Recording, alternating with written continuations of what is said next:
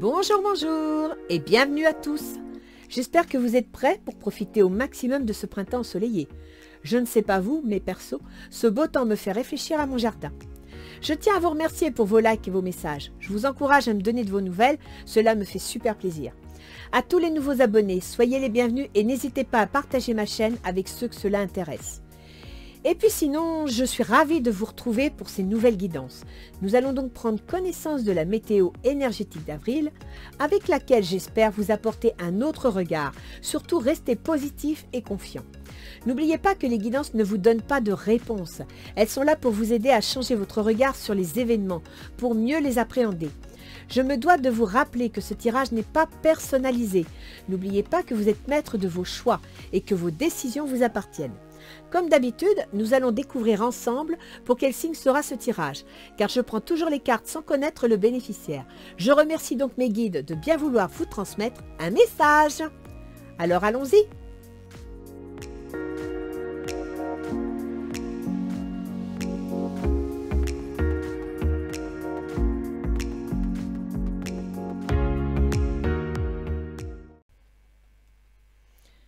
Bien.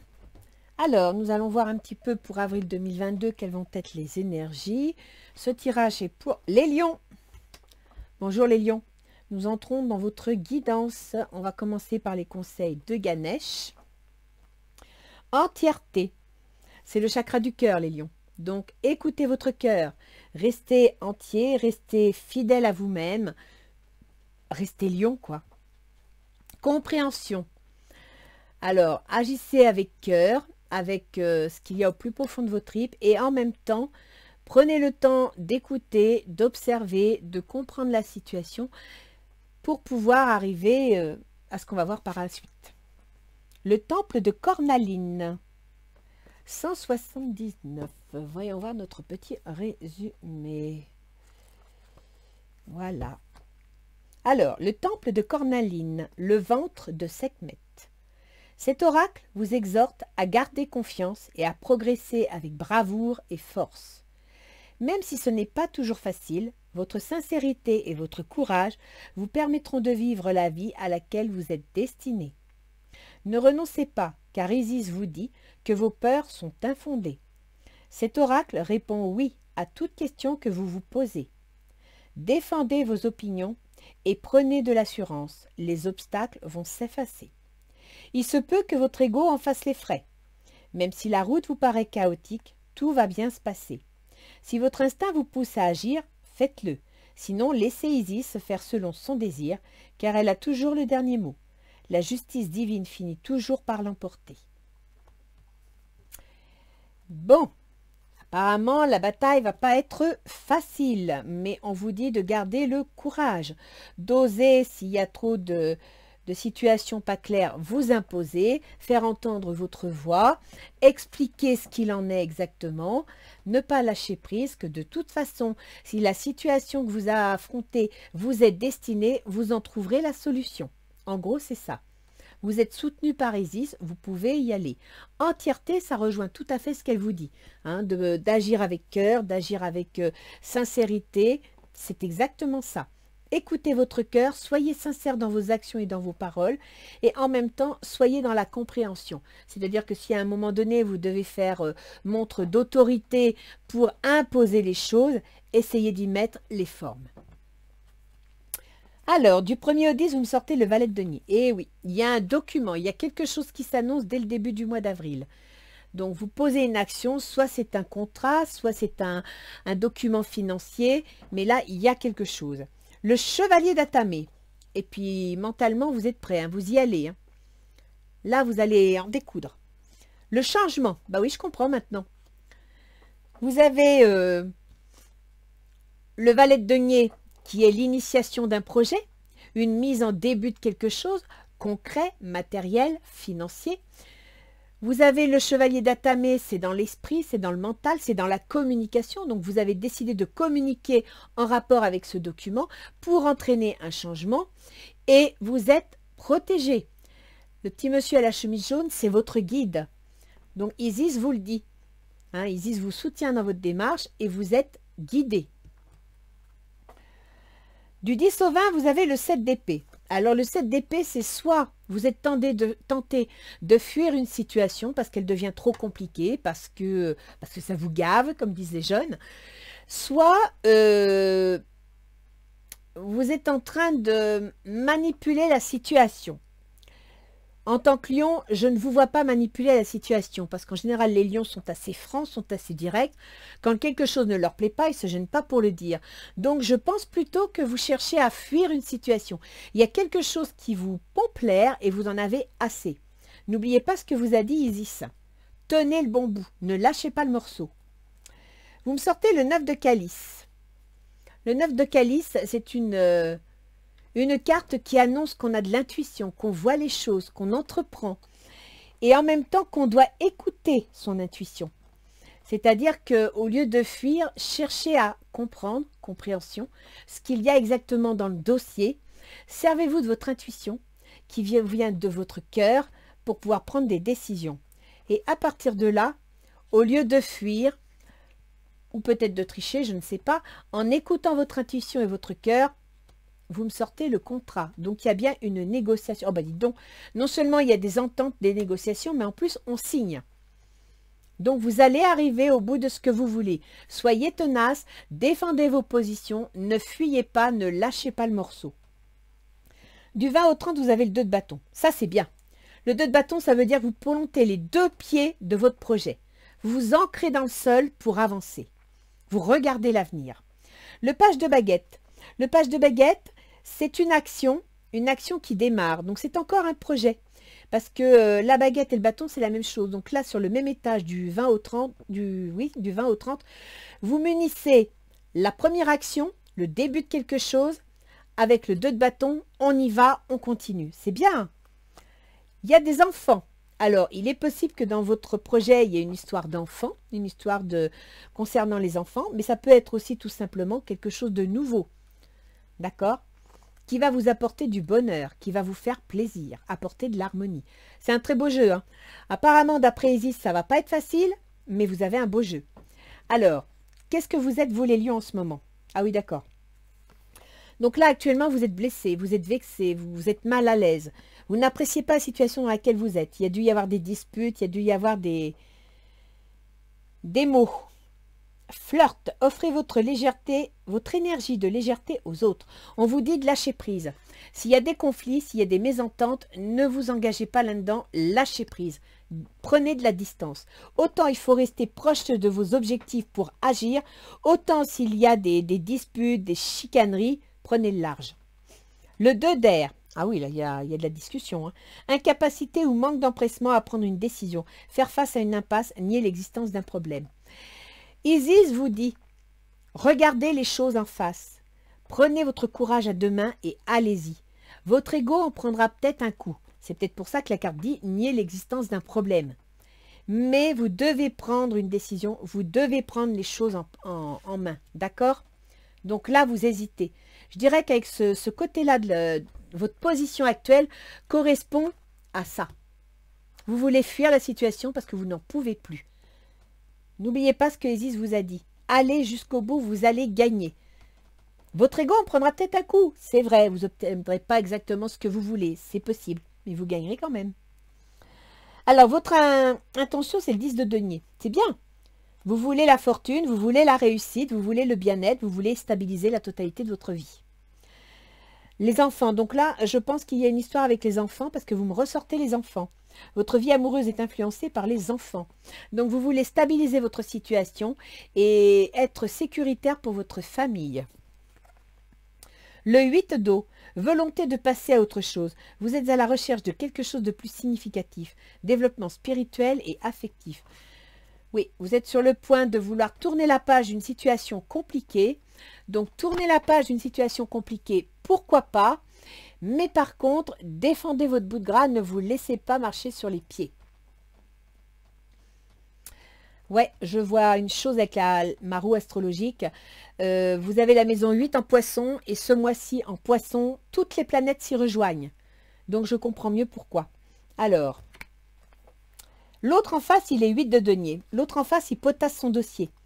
Il est en train d'analyser la situation. Il est en train de calculer son dossier, de mettre les choses en place. C'est pour ça qu'après, vous allez arriver à une entente et vous allez signer quelque chose. Il étudie la situation. Amour non réciproque. Il n'y a pas assez d'attrait chimique pour que cette relation puisse durer. À mon avis, si c'est une relation sentimentale, il y a une séparation, il y a un divorce, donc un jugement de divorce. Le 8 de feu. Les événements se précipitent, les retards ont pris fin, de nombreuses choses se produisent simultanément. C'est la position dans laquelle il est. Il sent que les événements avancent, il sent que le dossier se construit. 2 d'épée, c'est son intention. Son intention, c'est de discuter, c'est de négocier. Son intention, il ne sait pas trop ce qu'il va avoir, il ne sait pas trop ce qui va se présenter à lui, mais il sait qu'il va devoir discuter. Il va y avoir des décisions à prendre. Laissez vos amis vous aider. Apparemment, il n'est pas fort dans sa tête, donc il va se laisser aider. Vous aurez peut-être de tierces personnes qui vont s'en mêler. L'empereur. Organisation et logique, structure et discipline, leadership. Alors, il ne sait pas encore exactement sur quoi il va trancher, sur quoi il va discuter, mais avec le soutien de ses amis, il va prendre les choses en main. Il va prendre des décisions. Qu'est-ce qui va s'opposer à la situation? Ah, c'est amusant ça. Avec ce jeu-là, l'autre est l'empereur, c'est son intention. Et dans la situation, les obstacles de la situation, c'est l'empereur. C'est-à-dire que, oui, je comprends. Vu que l'autre va vouloir agir en tant qu'empereur, votre intérêt, même si votre ego, ça vous fait mal, votre intérêt est de ne pas jouer l'empereur. C'est-à-dire que s'il veut jouer, je ne sais pas de quoi il s'agit, mais les gros bras, le gros caquet, n'en faites pas autant, ne faites pas un combat de coq. D'accord? Ce serait un obstacle à votre situation si vous entriez dans son jeu. Donc, servez-vous de votre intuition, servez-vous de votre intelligence, de votre ténacité, mais ne rentrez pas en concurrence. Cela vaut la peine d'attendre. Même si ça prend du temps, ça vaut la peine. Laissez faire les choses. Le chevalier de feu. Un événement soudain sollicite toute votre attention. Le temps presse. Réfléchissez attentivement. C'est dans les obstacles. Ça veut dire qu'il ne faut pas foncer. Ça veut dire tout l'inverse, c'est-à-dire que l'événement soudain qui précipite les choses, le temps presse, etc., on est dans les difficultés. Donc la difficulté, c'est que si la situation s'accélère, vous devez prendre le temps de réfléchir. Ne vous précipitez pas. Prenez le temps. En plus, si l'autre il veut prendre les commandes, il veut mener la danse, en prenant votre temps, je dirais quelque part que psychologiquement parlant, c'est la meilleure défense que vous ayez. Il veut jouer les caquets, vous laissez couler, vous prenez votre temps. Ça va l'énerver. C'est vous qui serez satisfait. Qu'est-ce qui faciliterait les choses? Le chevalier de denier. Eh oui, d'avancer tranquillement, sûrement. D'accord? Le chevalier de denier, c'est comme un taureau. Quand il avance, il plante ses sabots dans le sol et il n'a pas l'intention de s'arrêter. Il va aller jusqu'au bout. C'est ça qu'on vous dit. Ne cherchez pas à aller vite. Ne cherchez pas à forcer les obstacles. Non, allez-y de façon concrète, de façon réfléchie. Compréhension. Comprenez bien la situation. Et plantez vos sabots et ne reculez pas. Gardez l'esprit ouvert. Il est évident que dans la négociation, il va y avoir des tenants et des aboutissants, que tous ne vont pas vous plaire. C'est pas grave. Soyez dans la compréhension. Des fois, même si votre ego en prend un coup, il vaut mieux perdre un doigt que de perdre la main. Et si vraiment la situation vous devient insupportable, ça peut être un intérêt, je dirais, de laisser partir un petit bout de quelque chose pour gagner la bataille. Donc, gardez l'esprit ouvert. Ne vous braquez pas. D'accord? Le magicien, vous êtes prêt. Vous avez les ressources ou la capacité de les manifester. La vie est magique. C'est ce que vous disait le temple de Cornaline. Hein. C'est exactement ce que Isis vous a dit. Vous arrivez au point de la victoire. Donc, ne vous prenez pas la tête avec les chicaneries de l'autre. Mettez les choses en place. Attendez votre heure. Ne vous prenez pas la tête. Par contre, soyez dans l'amour, dans la compréhension. C'est-à-dire que, justement, ne rentrez pas en rivalité, ne rentrez pas en agressivité, ne rentrez pas dans une sorte de guérilla stérile. Si lui, en face, l'autre, fille ou garçon, l'autre en face veut jouer ce jeu-là, laissez-le faire. Surtout, n'oubliez pas, vous l'avez dans les obstacles. Donc, ne le soyez pas. Vous allez certainement faire face à ce genre de comportement. C'est pas pour ça qu'il faut vous mesurer à lui. Ça en vaut pas la peine. Ça sera même à la limite plus vexant pour lui. D'accord? À la fin du mois, vous avez l'étoile. Très bien pour les projets, l'étoile. Avec l'étoile, on a des projets, on réfléchit, on met en place les choses. Je dirais qu'avec l'étoile, on a une révélation. On découvre, hein. Vous voyez ma carte là? Elle explique bien. On a l'étoile, donc une lumière un peu lunaire, hein, pas très très claire, mais on découvre un système. On prend conscience de quelque chose. C'est ça l'étoile, c'est une prise de conscience. Vous méritez l'amour, vous êtes digne d'être aimé. Gardez confiance en vous, gardez confiance en votre projet. Même si dans un premier temps, vous avez le sentiment qu'il y a quelque chose qui blesse votre ego, non. Ne le recevez pas comme ça. Je pense que l'impression que ça vous laissera vous offrira quelque chose de mieux derrière. Oh ben vous me sortez 2 fois l'étoile. Hein. Donc là, moment heureux, consacrez-vous à des projets optimistes, positifs et à long terme. Vous êtes sur la bonne voie. C'est super, hein? Vous avez un super jeu là, les lions. Alors, s'il vous plaît, vous prenez pas la tête, n'entrez pas en conflit, ne cherchez pas à vous mesurer, plantez vos sabots dans la terre, avancez de façon concrète, ne vous laissez pas faire, défendez vos idées et vous allez y arriver. Et les enfants seront protégés. D'ailleurs, les enfants, maison 5, Sagittaire, eh ben oui, on va voir ça avec l'astrologie. Ça touche justement les enfants. Alors, avec les portes de l'intuition, nous avons la force de conviction. Votre foi et votre force de conviction ont besoin de s'enraciner au plus profond de vous et tout devient possible. C'est ce que vous dit le temple de Cornaline et c'est ce que vous dit à Ganesh. Entièreté, c'est chakra du cœur. Quand quelque chose s'enracine au fond de vous, ça s'enracine d'abord et avant tout au fond de votre cœur. Et c'est exactement ce qu'on vous dit. Prenez, puisez dans vos tripes, dans votre cœur et vous aurez la bataille. Vous aurez la force d'aller jusqu'au bout. L'amour. Reconnaissez toutes les personnes formidables qui vous entourent. N'hésitez pas à vous appuyer sur les bonnes personnes. N'hésitez pas à accepter leur soutien. Il n'y a pas d'ego à avoir là-dedans, d'accord? Vous en aurez besoin. Que nous disent nos petits anges gardiens? Vous avez un bon jeu là, les lions, mais je trouve que le mois d'avril, il y a des énergies vraiment constructives. Bon, pas toujours facile pour tout le monde selon les tempéraments, mais il y a des choses qui se mettent en place, hein, franchement. Invitation. Écoutez-moi bien, les lions. Nous, des anges gardiens, je tiens quand même, voilà. Nous, tes anges gardiens, nous te demandons de nous inviter dans ton cœur, entièreté. Tu peux nous parler à toute heure. Partage avec nous tes peurs et tes soucis, comme tes plaisirs et tes joies. Ne sois pas trop formel avec nous, car nous te connaissons depuis la nuit des temps. En réalité, nous te connaissons mieux que tu ne te connais toi-même, et nous t'aimons tel que tu es. Chaque fois que vous avez des doutes, je sais bien les lions que c'est peut-être pas votre tasse de thé, parce que vous êtes plutôt dans le concret, mais bon, au fond de vous, vous avez un petit côté verseau, et en verseau, on a l'astrologie. N'oubliez pas que le monde du visible et le monde de l'invisible se côtoient. Même si on ne peut pas vous le prouver par A plus B, ça existe. C'est pas parce que vous ne le voyez pas que ça n'existe pas. Donc, n'hésitez pas, quand vous avez des doutes, quand vous ne vous sentez pas bien dans votre tête, quand votre ego a été un petit peu écorché, il n'y a pas de honte à ça, sans ego on n'existerait pas, il faut juste qu'il soit équilibré et non surdimensionné.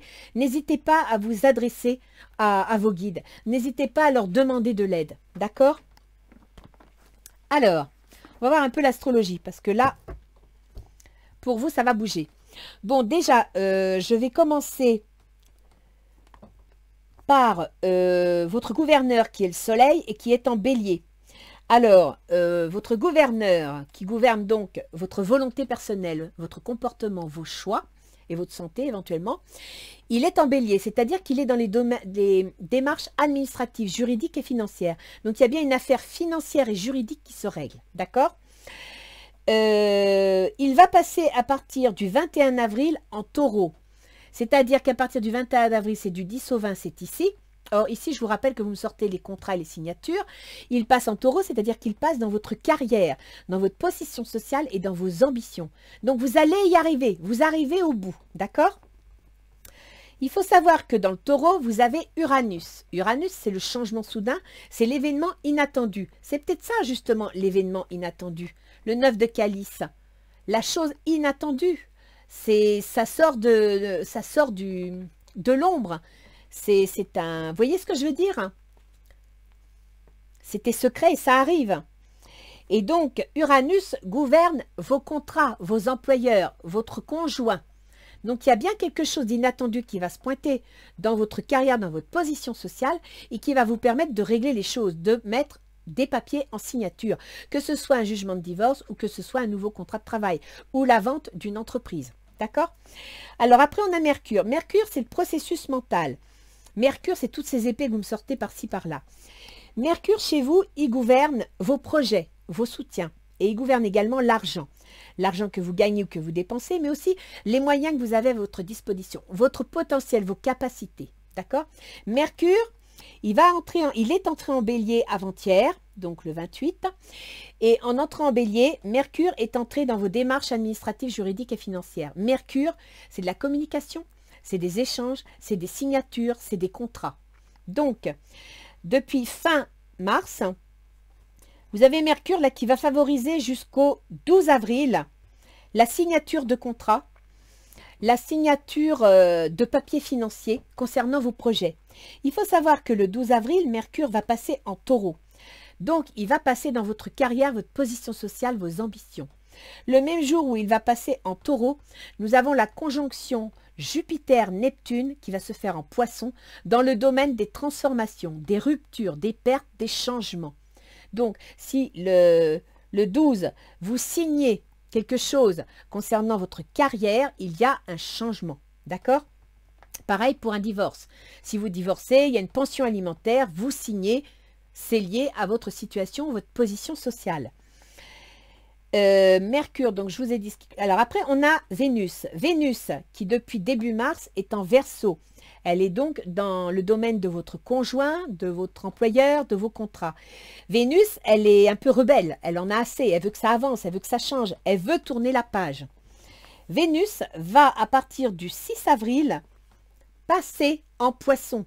Elle va donc passer dans les changements, les ruptures, les pertes, les pensions alimentaires, etc. Donc, ça va vous faire du bien parce que vous allez sentir que le bout du tunnel arrive. Vénus gouverne chez vous votre carrière, votre position sociale, mais gouverne également les contrats, les déplacements, éventuellement les déménagements, gouverne tout ce qui est par écrit, tout ce qui est communication. D'accord? Après, on a Mars. Mars, c'est l'action. Mars, elle gouverne vos démarches administratives et elle était depuis début mars dans le domaine de vos démarches, dans le domaine de vos contrats, de vos associés, vos employeurs et votre conjoint. Mars va passer à partir du 16 avril en Poisson, donc dans le domaine des ruptures, des pages qu'on tourne. Vous voyez un petit peu là tout ce qui est en train de se mettre en place, vous êtes en train de tourner des pages, vous êtes en train de regarder l'avenir, ok? Et tout ça pour vous dire qu'au mois d'avril, vous avez, en même temps que ces trois planètes rapides qui amènent des influences différentes dans le Poisson, donc dans le domaine des changements, des transformations, des ruptures, des pertes, des divorces, etc.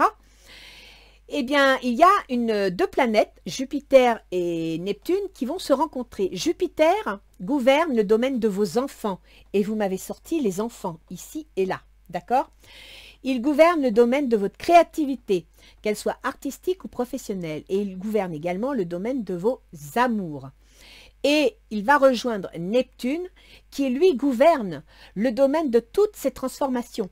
C'est-à-dire que tous ces changements, toutes ces ruptures, ces pertes, ces transformations sont en Poisson et sont gouvernés par Neptune. Donc là, Cornaline vous le dit bien, vous allez y arriver. Si vous n'arrivez pas à mettre en place quelque chose, elle va s'en occuper. C'est-à-dire qu'en gros, tout est déjà en place. Tout va suivre son cours. Ok? Donc, vous ne prenez pas la tête, tout va suivre son cours. Défendez juste vos positions dans votre intérêt. Après, il nous reste Pluton. Alors, Pluton, je vous le rappelle, c'est comme ça depuis 2008, il gouverne votre foyer. C'est-à-dire que tout ce qui se passe à la maison, tout ce qui se passe dans votre couple, tout ce qui se passe avec vos parents, vos ascendants, ou tout ce qui concerne vos biens immobiliers. Pluton, il est dans les contraintes, les obligations. Il est aussi dans les problèmes de santé, le travail de tous les jours.